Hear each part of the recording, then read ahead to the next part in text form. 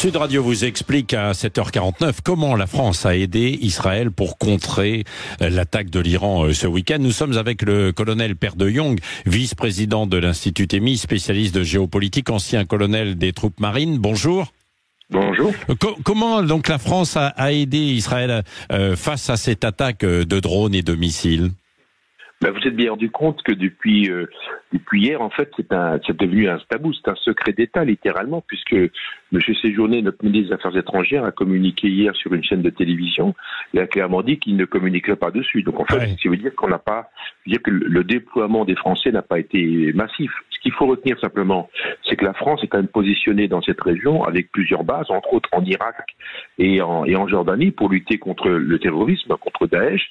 Et donc, il y a des moyens extrêmement importants. Vous avez une mission qui s'appelle Shama, avec des Rafales et avec des moyens antiaériens. Donc, j'imagine que les moyens antiaériens s'appellent le Mamba. Le Mamba, c'est vraiment un des engins les plus performants qui existent au monde. Et donc, c'est un engin qui est capable de détecter quasiment toute trajectoire dans le ciel irakien. Donc, j'imagine que le modèle c'est un modèle, si vous voulez, qui a permis de détecter l'ensemble des trajectoires qui passaient pas très loin, en tout cas, à quelques centaines de kilomètres des bases.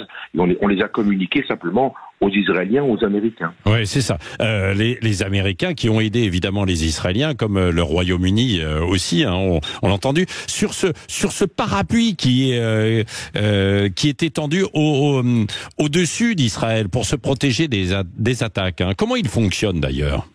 Alors vous savez que ça s'appelle le dôme de fer, c'est un système qui a été mis en place il y a quelques années déjà, qui a été perfectionné. À l'origine, c'était les Patriotes, hein, ces Américains qui avaient vendu des engins antiaériens les plus performants au monde. Hein. Au passage, une batterie Patriote, ça vaut à peu près $1 milliard.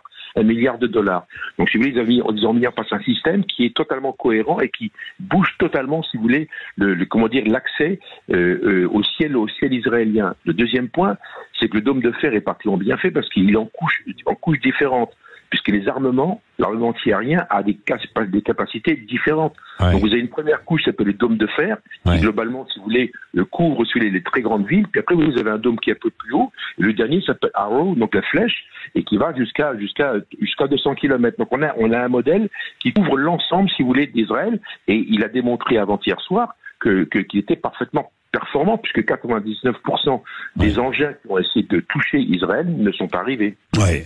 Merci beaucoup pour ces explications très techniques, mais on visualise parfaitement ce qui s'est passé.